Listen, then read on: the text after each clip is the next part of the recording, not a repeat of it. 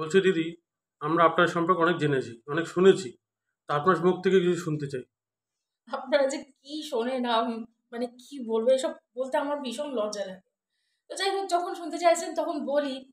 আমার যখন 15 বছর বয়স, সেই সময় আমি প্রথম কলকাতার বুকে পাড়ি দিয়েছিলাম মাত্র 50 টাকা দিয়ে। কারণ আমার পরিবার খুবই দরিদ্র, এর থেকে বেশি আমাকে আমার হাতে দিতে পারেনি। আমি ট্রেনের টিকিটটাও কাটতে পারিনি। যখন ট্রেন থেকে নামলাম, তারপর আমি একদিন লকআপে ছিলাম। তো যাই হোক, তারপর আমি একটা মাল্টিন্যাশনাল কোম্পানিতে যাই, যে কিছু চাকরির জন্য। কিন্তু ওরা আমার মুখ দেখেই আমাকে তাড়িয়ে দেয়।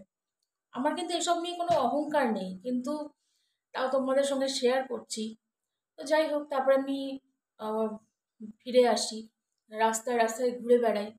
কিছু টাকা ধার করে আমি একটা চেয়ার আর একটা আয়না কিনেছিলাম। তারপরে আমি ওখানেই আমার কাজ স্টার্ট করে দিই।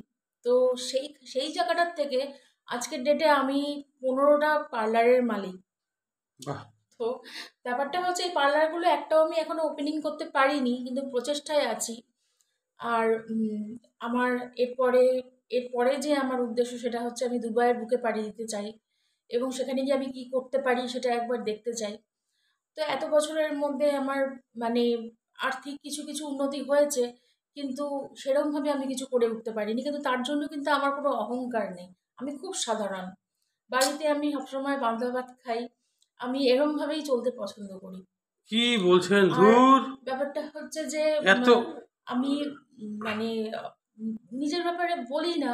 তা আমার কাজ এত সুন্দর, এত সুন্দর, যে যে আমার কাছে একবার কাজ করায়, তাকে 10 বার অন্য কারোর কাছে গিয়ে আবার সেসব ঠিকঠাক করতে হয়। কিন্তু এর জন্য কিন্তু আমার কোনো অহংকার নেই, সত্যি বলছি। ধুর, দাঁড়ান তো। আপনি কাকে, আমি কাকে পাঠিয়েছি কোম্পানি আমাকে? হে, আপনার ইন্টারভিউ নেওয়াটা বেকার হয়ে গেল বলে তার।